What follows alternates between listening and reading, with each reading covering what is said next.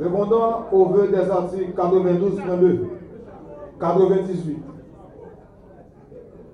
98-1,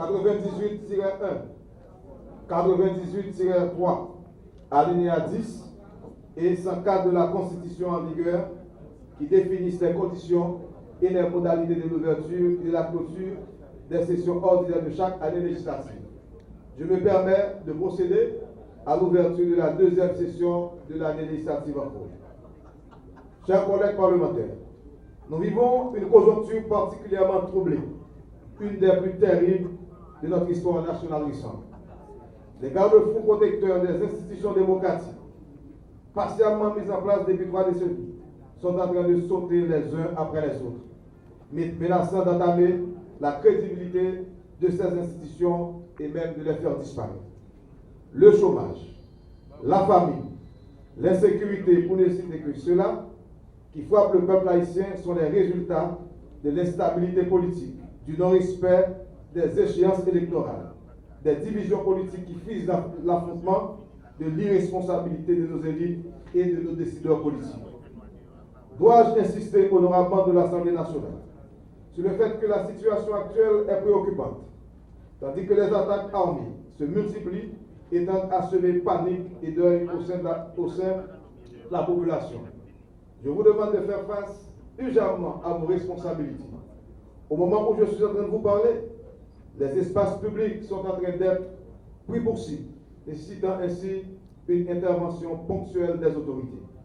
La semaine écoulée, des stations d'essence, certains médias ont été immobilisés dans le viseur d'individus armés. Même les locaux du ministère des Affaires étrangères ont été aussi l'objet d'attaques armées. Ces actes hautement répréhensibles sont de nature à affaiblir l'autorité de l'État à travers ses institutions.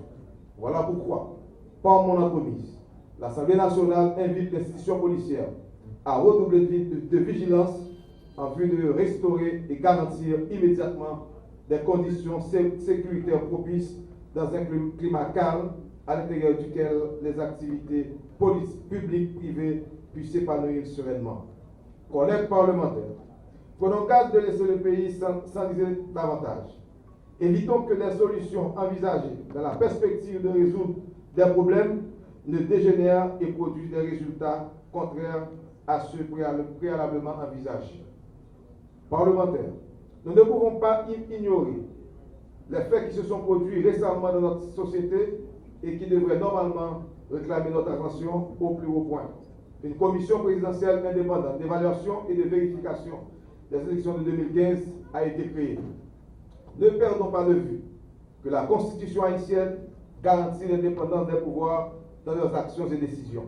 C'est pourquoi je réaffirme une position déjà exprimée, à savoir que les recommandations de cette commission ne sont en aucune façon imposables au Parlement. En d'autres termes, nous ne sommes pas liés à ces recommandations.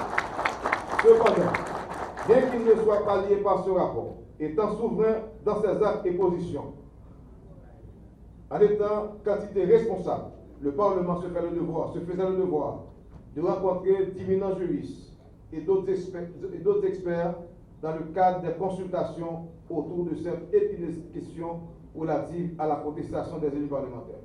Tous, de façon unanime, ont conclu qu'en matière électorale, les décisions rendues par le BCEL ne sont susceptibles d'aucun recours. Comme l'accord du 5 février, je vous invite à la sérénité, car il vous en faut dans cette atmosphère troublée pour puiser la sagesse nécessaire à la solution de cette crise sociétale qui mine toutes nos institutions. Vous avez besoin de cette sérénité, de cette sagesse de pères conscrits et de représentants du peuple haïtien pour atténuer les rancœurs, les divisions qui sont autant d'obstacles à son épanouissement et à son bonheur. Vous devez mettre à profit cette sagesse et cette sérénité dans la conjoncture présente pour faire la voie conduisant au retour à la légalité constitutionnelle et à la légitimité institutionnelle. Honorables membres de l'Assemblée nationale, la protection et la défense des intérêts supérieurs de la nation requièrent la prise de grandes et impérieuses décisions. Or, nous en sommes tous les premiers protecteurs et défenseurs. Je vous invite, honorables parlementaires, à vous élever au-dessus de la mêlée pour passer en douceur cette grande histoire. Cette date qui s'annonce apocalyptique pour plus d'un doit se passer dans la paix, le calme, ainsi qu'il a été pour plusieurs dates par le passé, pour qu'à la fin, les institutions en sortent plus renforcées que jamais. C'est fort de cette situation délicate, potentiellement explosive, que je me fais l'avocat d'une solution qui privilégie la paix, le calme, la transition harmonieuse. Une solution qui met les intérêts du pays au-dessus des intérêts partisans. Notre devoir est de travailler à projeter une autre image du pays. Nous, citoyens, nous nous engageons dans la politique, c'est pour résoudre des problèmes et non pour en apporter de nouveaux. La politique doit proposer des solutions aux problèmes du pays. Enfin, et selon le vœu de l'accord du 5 février, le mandat du président provisoire Jocelyn Privert touche à sa fin dès demain. Et comme il l'avait souvent répété, son sort dépend de l'Assemblée nationale après le 14 juin. C'est pour cette raison que vous êtes à nouveau convoqués le mardi 14 juin 2016 pour prendre des dispositions qui s'imposent.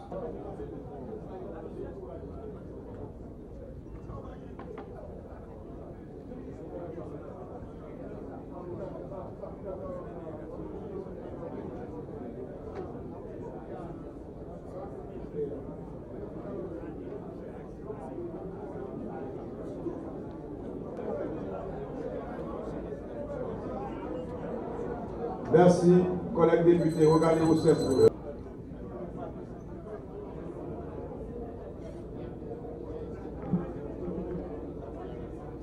Un nouvel état-major a été nommé à la tête de la police nationale. La ratification du choix du commandant en chef de la police est pendant par devant le Sénat de la République.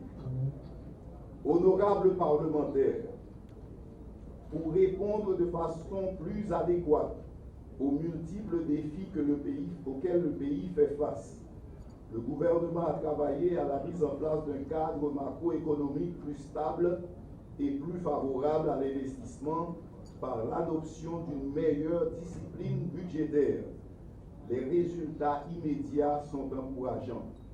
On assiste à une réduction des anticipations négatives des agents économiques et une certaine stabilité de la gourde.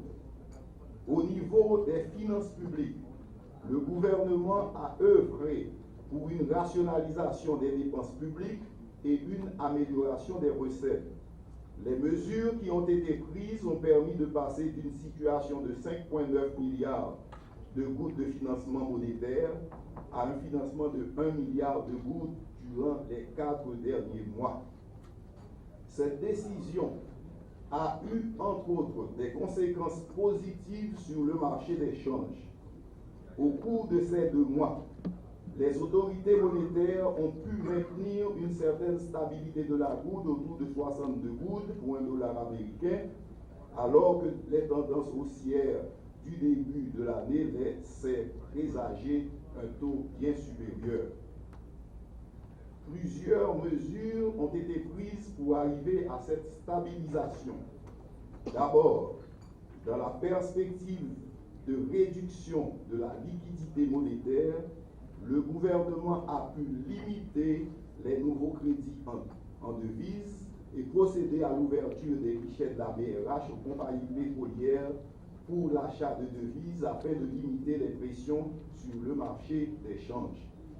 Toutefois, la mesure la plus importante reste la signature par la BRH et le ministère de l'Économie et des Finances le 20 avril 2016 d'un accord portant sur l'application d'un modèle de gestion cash management.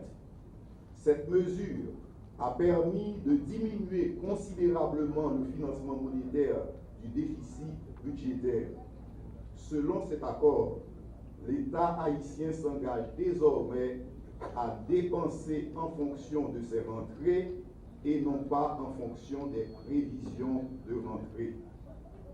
Enfin, pour relancer l'activité économique et renforcer la lutte contre la pauvreté, la Banque centrale, à la faveur des nouvelles dispositions budgétaires, a adopté, à la demande du gouvernement, une posture plus favorable au crédit. Elle vient de desserrer les conditions monétaires en baissant de 2 points de pourcentage le taux sur les bons BRH pour les différentes maturités. Dans le même temps, elle a instauré, à la demande du gouvernement, une exonération des réserves obligatoires sur les ressources utilisées par les banques pour octroyer des prêts aux sous-secteurs de l'agriculture et de l'élevage en vue de faciliter l'accès au crédit des entreprises de ces secteurs. Elle a également renforcé les dispositions visant à favoriser le crédit au secteur hôtelier. Ces mesures de politique monétaire devraient à court et à moyen terme avoir des impacts positifs sur le développement des activités économiques. Sur le plan social, le gouvernement a dû faire face dès sa première semaine d'entrée en fonction à un ensemble de défis, à la fois dans le secteur de la santé et dans le secteur de l'éducation. Dans le secteur santé, la grève des résidents dans les hôpitaux publics a paralysé le fonctionnement de la majorité de ces hôpitaux. Une commission de conciliation a été mise en place pour négocier avec les résidents afin de trouver une entente pour la reprise des activités. Des discussions sont menées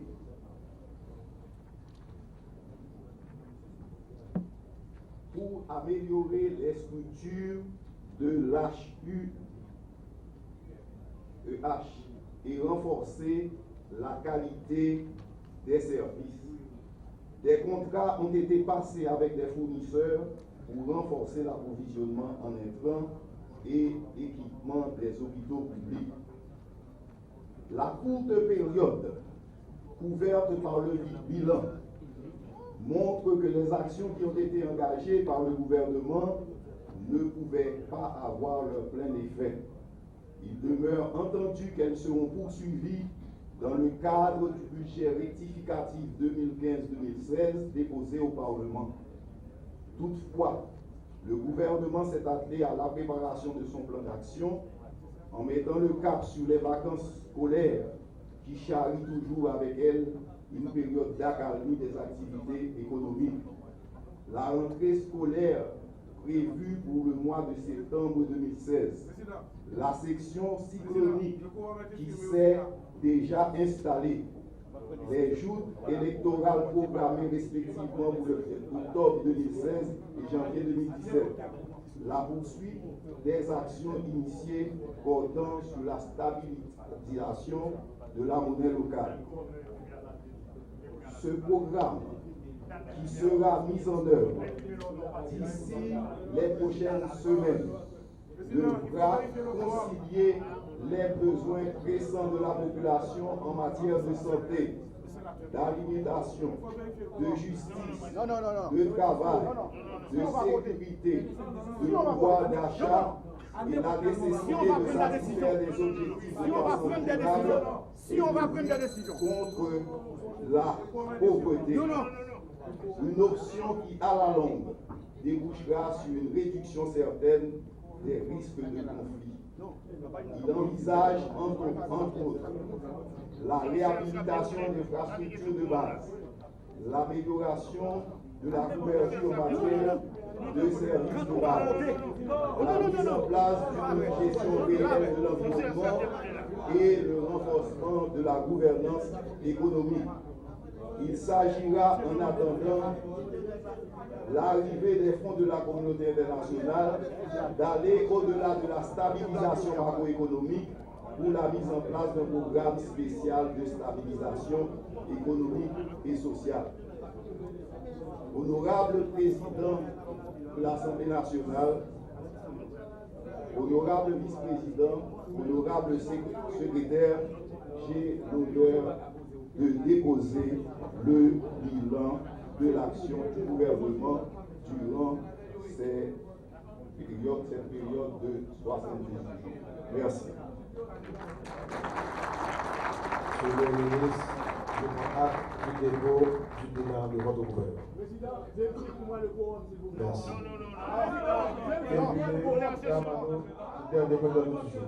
Point 6 de l'ordre du jour. Fermeture de la séance en Assemblée nationale. Président, je demande qu'on vérifie le quorum pour moi, s'il vous plaît. Je demande qu'on vérifie le quorum, Président. Président, je demande que le quorum soit vérifié. Merci.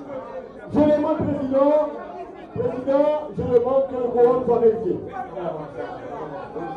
Et je demande à la même délégation de ramener le Premier ministre et son cabinet. Je demande que le quorum soit vérifié. Ouverture des pouvoirs qui me sont conférés, je déclare lever la séance de l'Assemblée nationale.